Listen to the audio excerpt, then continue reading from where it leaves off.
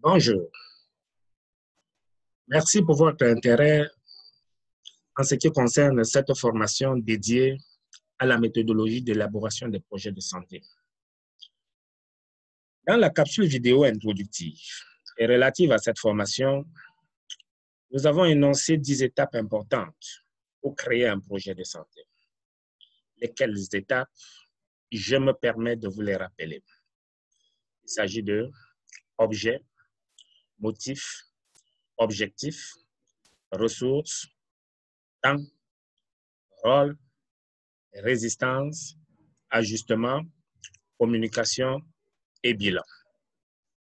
Dans la présente capsule vidéo, nous allons parler de l'étape numéro 8, donc, qui est consacrée aux ajustements, c'est-à-dire aux réponses face aux résistances dans un projet de santé notamment.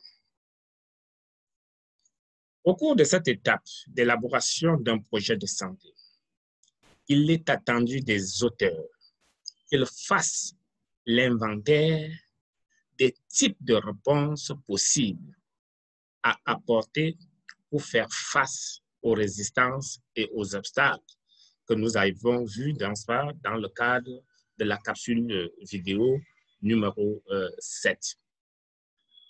En effet, conduire un projet, c'est trouver les meilleures réponses possibles aux résistances qu'il rencontre. C'est aussi prendre en compte l'interaction permanente entre un projet et son environnement. On distinguera plusieurs types de réponses possibles que l'on pourra apporter pour faire face à des résistances ou à des obstacles. Le premier type de réponse va être la solution du décalage dans le temps, sans modification de projet. On parle aussi de repli ou de glissement dans le temps. Le deuxième type de solution va être la solution de quelques modifications sans changement des objectifs. On parle aussi de retouches au projet ou de variantes ou même d'alternatives sans changement des objectifs prioritaires. Il s'agit en fait d'une solution de remplacement. Le troisième type de solution, c'est la solution de révision des objectifs, à la baisse ou à la hausse. Là, il s'agit d'une décision politique. C'est une solution susceptible de toucher la portée ou même le sens du projet.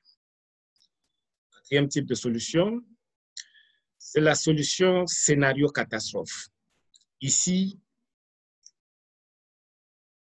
donc, l'on se dirige vers vers une telle solution dans un contexte de crise, d'échec ou d'accident grave. Donc, je rappelle, premier type de solution, solution de décalage. Deuxième type de solution, il s'agit de quelques modifications, donc de retouches, solution de retouche. Troisième type de solution, là, on touche, n'est-ce pas? On revise des objectifs. Quatrième type de solution, c'est la solution catastrophe, le scénario catastrophe. Ici, donc, on est dans des contextes d'accident ou de crise grave.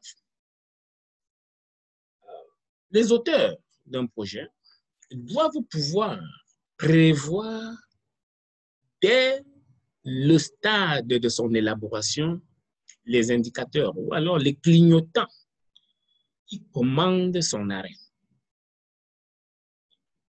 Engager un projet, c'est bon. Savoir l'arrêter quand rien ne va, c'est encore mieux. Prévoir c'est connaître la porte de sortie.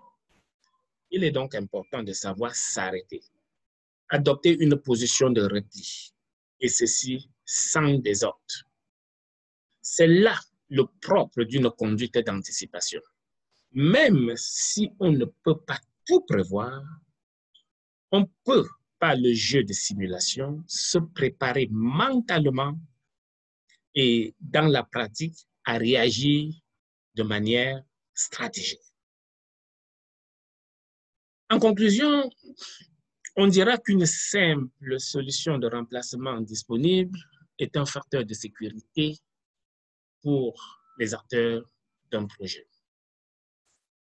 Voilà ce que j'avais à vous dire concernant la gestion des risques dans un projet de santé. Si vous avez des questions, n'hésitez pas à me les poser. Comme toujours, je me ferai le plaisir d'y répondre dans le cadre de nos séminaires en présentiel ou par visioconférence.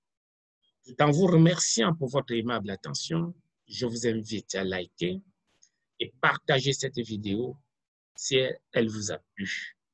Et surtout, à vous abonner à ma chaîne pour bénéficier des autres formations autour du management des projets d'une manière générale. Merci.